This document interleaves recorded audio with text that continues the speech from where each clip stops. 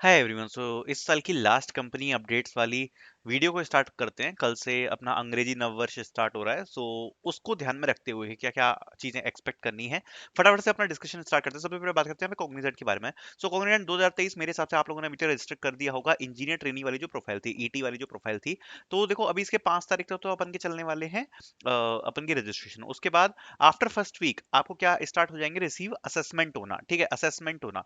जैसा मैंने पहले भी बोला था, क्या करना है, डेली एक वर्सन टेस्ट की प्रैक्टिस करनी है। यूट्यूब पे सर्च करो वर्सन टेस्ट और जाके प्रैक्टिस करो। अभी आपको केवल ये करना है। दूसरी चीज, इंग्लिश पे ध्यान देना है।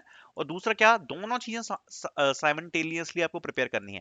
इंग्लिश पे ध्यान देना है। अगर जुगाड़ से एप्टीट्यूड निकाल दो तो कोई टेंशन नहीं है। अगर नहीं निकालते हो तो आपको अपनी मैथ्स, इंग्लिश और रीजनिंग, ये तीन चीजें आपको खासकर प्रिपेयर करनी है अच्छे से। मैथ्स, रीजनिंग और इंग्लिश, जिससे, क्योंकि देखो ये जो मौका है ये 2023 बैच के लिए आ रही है, ये वाली हायरिंग। ठीक है, 2023 बैच के लिए इसके बाद मुझे नहीं लगता कि बहुत बड़ी मास हायरिंग आएगी। ठीक है, अगर आएगी तो एक आध कोई आ सकती है, ज्यादा से ज्यादा एक या दो, एक दो से ज्यादा यहाँ पर मास हायरिंग्स 2023 बैच के लिए इसके बाद नहीं आएंगी, क्योंकि ऑलमोस्ट सारी कंपनीज की हो चुकी हैं। अपन की आईबीएम की हो चुकी है। ठीक है, और टीसीएस निकालने नहीं वाली है, इन्फोसिस निकालने नहीं वाली है, ये बात याद रखना। ठीक है, अपन की कॉग्निजेंट है जिसने निकाल दी है, विप्रो की तरफ से हायरिंग आने नहीं वाली है। तो मास हायरिंग्स तो आप एक्सपेक्ट मत करना आप कोई बहुत बड़ी आएगी 2023 बैच के लिए। थोड़ी छोटी मोटी एक दो मास हायरिंग आ सकती है, या मीडियम लेवल की हायरिंग आ सकती है, तो इसको थोड़ा सा इंपॉर्टेंट तौर पे आप ले सकते हैं। ठीक है, then talking about next, that is update from IBM. अभी क्या चल रहा है ना सीन, मैं आपको बताता हूँ। एसडी रोल मतलब सॉफ्टवेयर डेवलपर रोल और बैक एंड डेवलपर रोल, लगभग लास्ट के एक महीने से इनके टेस्ट चल रहे हैं, और only 1 out of 100 can expect mail. अब ये एक बड़ी बात मैं इसलिए कह रहा हूँ क्योंकि जो एप्लीकेशन है उसके नंबर बहुत ही ज्यादा हाई हो चुके हैं। सबको पता है कि टेस्ट जा रहा है यहाँ पर, और एक काइंड ऑफ डायरेक्ट टेस्ट यहाँ पर आईबीएम की तरफ से हो चुका है। तो क्या हो रहा है, ऑलरेडी बहुत सारे एप्लीकेशन हो चुके हैं। तो ओनली आप ये मान लो कि 100 बच्चे अगर अप्लाई कर रहे हैं तो उन 100 में से केवल एक या दो बच्चे होंगे जिनको यहाँ पर F2F मेल आ रहा है। F2F मेल मतलब face to face interview mail from Kochi. और देखो इसका कोई ऐसा सिलेक्टेड डेट नहीं है कि आज के दिन आ रहा है या कल के दिन आ रहा है। डेली कुछ कुछ बच्चों को यहाँ पर जा रहा है। तो मेरे हिसाब से क्या कर रहे हैं, वो डेली कुछ टॉप बच्चे उठाते हैं जिनका परफॉर्मेंस रखा, और उन लोगों को मेल्स भेज देते हैं। ऐसा कुछ चल रहा है। ठीक है, डेली एक दो बच्चों को आ जाता है।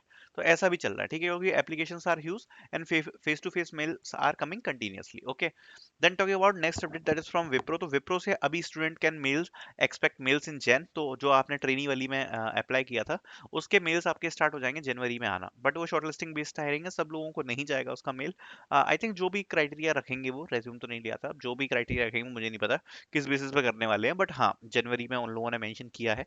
अगर धोखा दे जाए तो कह नहीं सकते, बट उन्होंने लिखा तो है क्लियरली कि जनवरी में इंटरव्यू मेल्स वो लोग आउट करेंगे। ठीक है, देन नेक्स्ट बात करते हैं, that is from TCS NQT. So TCS NQT exam था स्टार्टिंग फ्रॉम 15 से आपसे आपके एग्जाम चल रहे हैं टीसीएस एनक्यूटी के। अब यहाँ पर दो पॉइंट्स यहाँ पे जो सबसे ज्यादा इंपॉर्टेंट हो जाते हैं, क्या टीसीएस ऑफ कैंपस हायर करने वाली है, तो इसका आंसर है no, for the position of ninja वाला। ठीक है, बट क्योंकि यहाँ पर क्या होने वाला है वो मैं आपको बता देता हूँ। टीसीएस निंजा है और अपन का डिजिटल, दो प्रोफाइल है अपनी ऑफर की जाती है। ठीक है, ये दो प्रोफाइल है अपन की।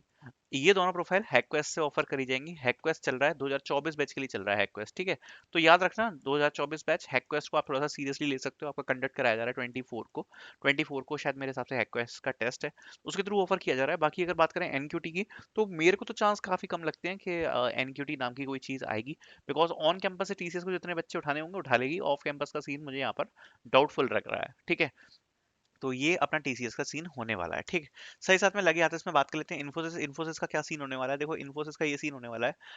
कई लोग पूछ रहे थे ऑपरेशन एग्जीक्यूटिव के मामले में, तो भूल जाओ ऐसी कोई पोजीशन होती थी इन्फोसिस में। इन्फोसिस से एक भी परसेंट आपको एक्सपेक्टेशन नहीं रखनी है। 0% ऑफ कैंपस, कितना, 0%। अगर आ जाएगी इन्फोसिस से हायरिंग ऑफ कैंपस में तो उसको आप मेरेकल बोलो, मेरेकल। ठीक है, इन्फोसिस से आएगी हायरिंग, लेकिन किस पोजीशन के लिए आएगी, एसपी और डीएससी। ठीक है, what is SP, specialist programmer, DSC is digital specialist engineer. बाकी इन दोनों पोजीशंस के अलावा ऑपरेशन एग्जीक्यूटिव और सिस्टम इंजीनियर, ये जो दो पोजीशन होती हैं उसके लिए एक्सपेक्टेशन कितनी रखनी है आपको, 0%। ओके, टॉकिंग अबाउट नेक्स्ट, तो वर्टोसा के बारे में बात करते हैं। तो neural hack can be announce soon. So देखो न्यूरल हैक वर्टोसा हर साल कंडक्ट करा रही है, और इस साल इसकी अनाउंसमेंट कभी भी हो सकती है, किसी भी वक्त हो सकती है। हो सकता है आपको नेक्स्ट 1 वीक में ही देखने को मिल जाए, या हो सकता है फेब में देखे।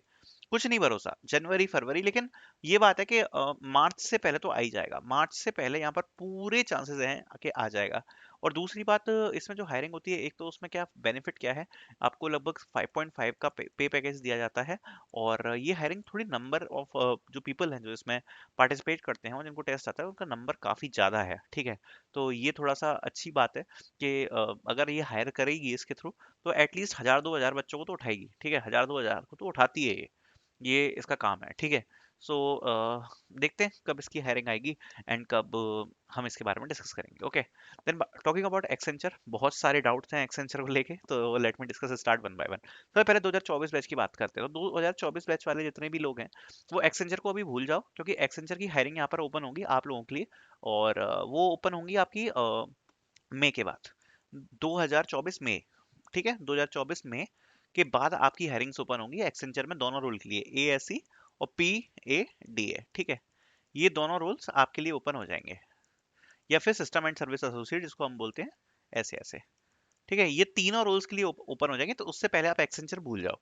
अब बात कर लेते हैं एक्सेंचर की बाकी लोगों की। देखो, सबसे पहले जिन लोगों की ऑनबोर्डिंग अटकी डली है, ऑनबोर्डिंग जिन लोगों की अटकी डली है, तो उसमें मैं एक चीज कहना चाहूंगा, जिन लोगों की सितंबर में चीजें क्लियर हो गई थी ना, सितंबर में मतलब जिनका एग्जाम इंटरव्यू वगैरह सब क्लियर हो गया था, और डॉक्यूमेंट वेरिफिकेशन की प्रोसेस में अगर आप थे सितंबर में, वो लोग एक्सपेक्ट कर सकते हैं यहाँ पर 1-2 महीने तक, मतलब जैन फेब तक आपकी ऑनबोर्डिंग आ सकती है, ठीक है।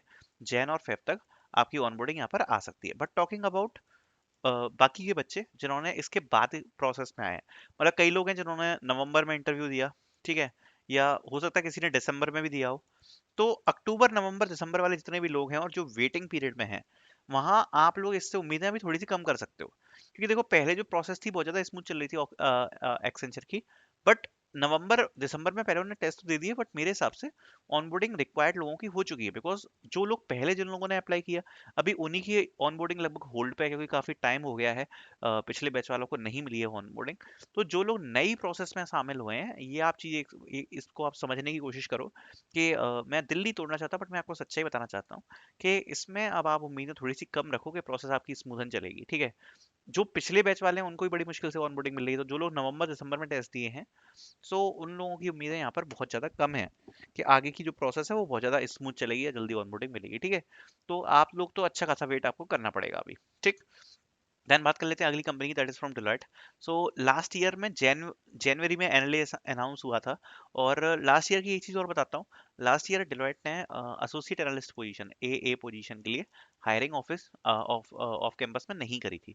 इस साल एसोसिएट एनालिस्ट के लिए भी हायर करेगी, ओटीएन के लिए भी हायर करी है। एनएलए डेफिनेटली आएगा, गारंटेड आएगा, ऐसा हो ही नहीं सकता कि एनएलए ना आए।